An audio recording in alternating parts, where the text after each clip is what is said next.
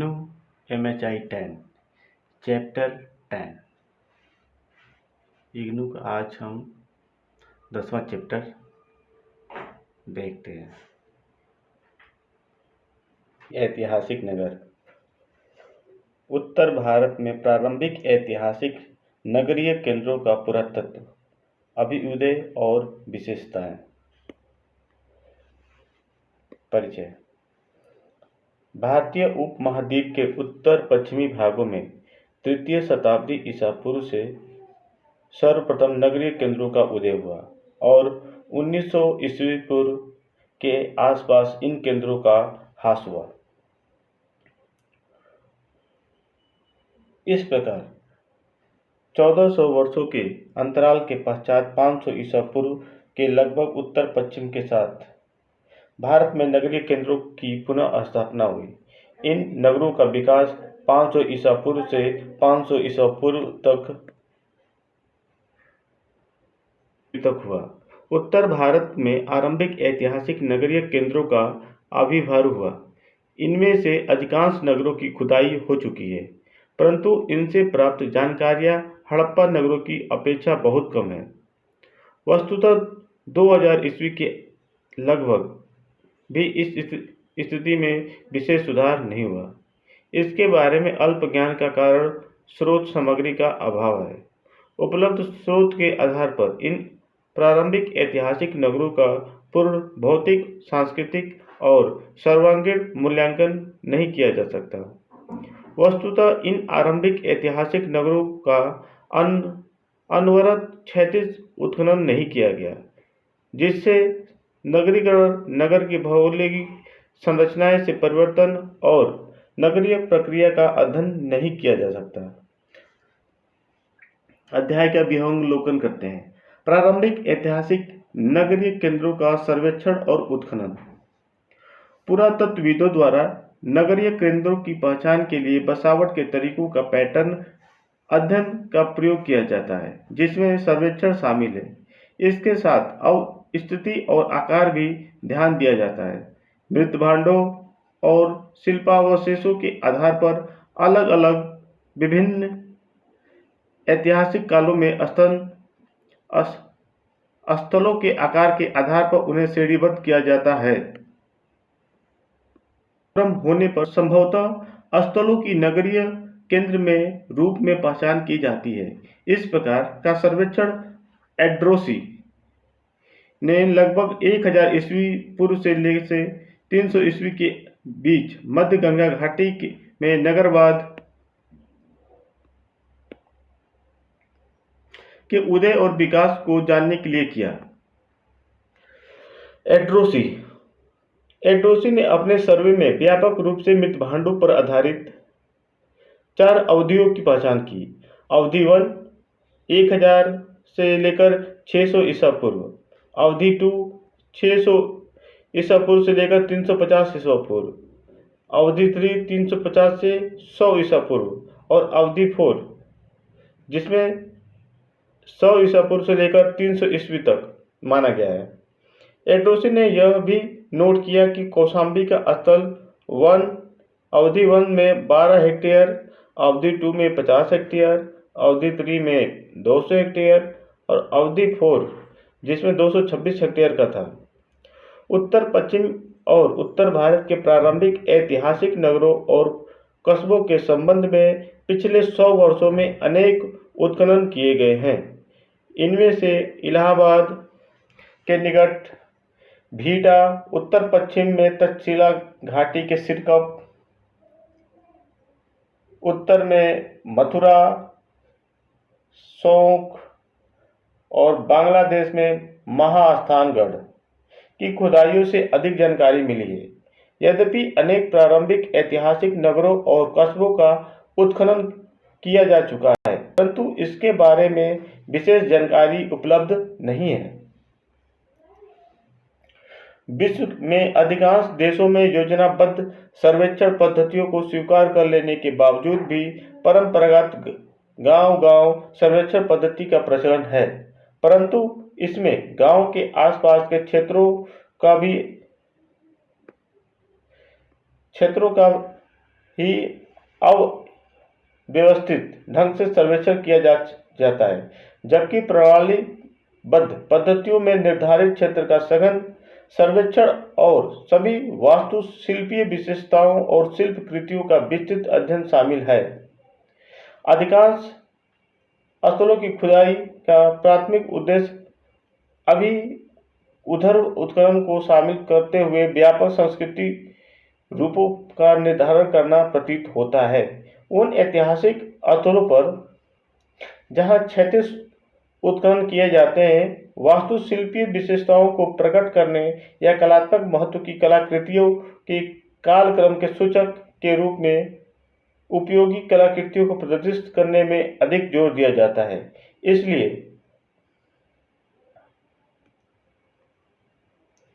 इसलिए आवश्यकता इस बात की है कि अधिक से अधिक स्थलों की खुदाई के स्थान पर पुरातत्वविदों को अब तक कुछ संभावित आरंभिक नगरों और कस्बों के निरंतर और सघन उत्खनन पर बल देना चाहिए, जिससे इसके बारे में कुछ अधिक जानकारी प्राप्त हो सके।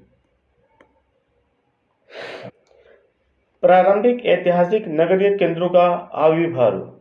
प्रारंभिक ऐतिहासिक नगरीय केंद्रों के आविर्भाव के अनेक कारक बताए गए हैं जो विवादग्रस्त हैं। इन कारकों में लौह प्रौद्योगिकी, शिल्पकार, व्यापारियों और श्रेणियों का उदय, राजनीतिक घटनाक्रम और बौद्ध तथा जैन धर्म का उदय शामिल है। इनमें सर्वाधिक विवादास्पद गंगा घाटी में लौह के औजार और लोहे के हलों का प्रयोग। रामशरण शर्मा ने यह तर्क दिया कि लोहे के औजारों से परिवहन सरल हो गया और व्यापार तथा शिल्पकला की उन्नति हुई। लौह प्रौद्योगिकी को लेकर विद्वानों में आम सहमति नहीं है। निहार रंजन रे ने अनेक पुरातात्विक स्थलों से प्राप्त लौह के औजारों के मात्रात्मक विश्लेषण के आधार पर कहा कि ये औजार अधिशेष उत्पादन के लिए पर्याप्त नहीं थे और कृषकों की निर्भरता लकड़ी के हल और फावड़े आदि पर थी। कृषिगत भूमिका के विषय में दिलीप के चक्रवर्ती, शेरिन रत्नागर ने भी इसका विरोध किया है। इस प्रकार पहली शताब्दी में नगरीकरण का मुद्दा गतिरोध तक पहुंच गया और अब तक इसकी स्थिति सर्वेक्षण और गंभीर अध्ययन की आवश्यकता है। प्रारंभिक ऐतिहासिक नगरों की विशेषताएं। प्रारंभिक ऐतिहासिक नगरीय केंद्रों की विभिन्न विशेषताएं जैसे आकार, किलेबंदी, घर, शिल्प उत्पादन आदि का अध्ययन आवश्यक है। आकार पे देखते हैं। प्रारंभिक ऐतिहासिक नगरीय केंद्रों के आकार के संबंध में बहुत कम जानकारी उपलब्ध है। कुछ नगरों के किलेबंद क्षेत्र होने की जानकारी है, परंतु कुल आकार ज्ञात नहीं है। कौशाम्बी का किलेबंद रहित क्षेत्र 25 हेक्टेयर, भीटा का 5 हेक्टेयर। इस प्रकार स्थलों के आकार में बहुत अधिक भिन्नता है।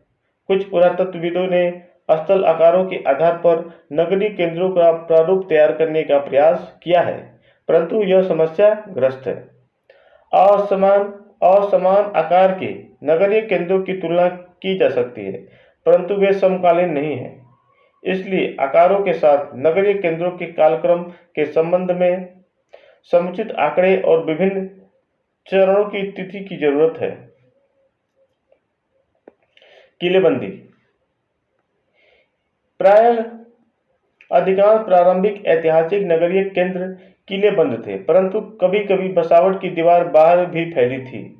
इन किलेबंदियों में से अनेक स्मारकीय स्वरूप थी। कौशाम्बी, अहिच्छत्र, मथुरा आदि में 15 मीटर ऊंची दीवारें थी। उनकी प्राचीन की पुष्टबंदी कभी-कभी कच्ची ईंटों की होती थी। नगर की प्राचीर बाढ़ आक्रमणकारियों आदि से सुरक्षा के लिए होती थी। प्राचीरों में द्वार भी थे। संभवतः जनसंख्या के कतिपय वर्गों को भी बाहर रखा जाता होगा। प्रारंभिक ऐतिहासिक नगरीय केंद्रों के बाहरी क्षेत्र। प्रारंभिक ऐतिहासिक नगरीय केंद्रों के बाहरी क्षेत्र किलेबंदी से बाहर का परिधीय क्षेत्र था। अकीरा शिमादा ने दक्कन में अनेक स्थलों जैसे अमरावती, नागार्जुनकोंडा और सन्नथी में बौद्ध मठों और अन्य संप्रदायों से संबंधित वस्तुएं, अस्थि कलश और महापाषाण खोजे हैं। शिमादा के अनुसार नगर या कस्बे के सीमांत पर अव्यवस्थित है। यह परिधीय क्षेत्र एक प्रकार का वह स्थल था जहां व्यापक सामाजिक समूह का वास था। अब पुरातत्वविदों ने अब बाहरी स्थलों की ओर ध्यान दिया है। इस प्रकार का प्रयास ऊपरी गंगा के मैदानी क्षेत्र में स्थित इंदौर खेड़ा में किया गया, जहां मुख्य बसावट के बाहर अनेक टीलों की खुदाई की गई। इसके साथ गैर घरेलू स्थलों का उत्खनन किया गया। मध्य गंगा के मैदान में भीतरी गांव में एक गुप्तकालीन मंदिर तथा ताम्रपत्र अभिलेख मिला। यह मंदिर स्कंदगुप्त के काल का है। शोक क्षेत्र में एक शिखर वाले देवालय का उत्खनन किया गया। मध्य गंगा के मैदान में स्थित अवस्थित गनवरिया के निकट पिपराहवा और सालागढ़ में मठ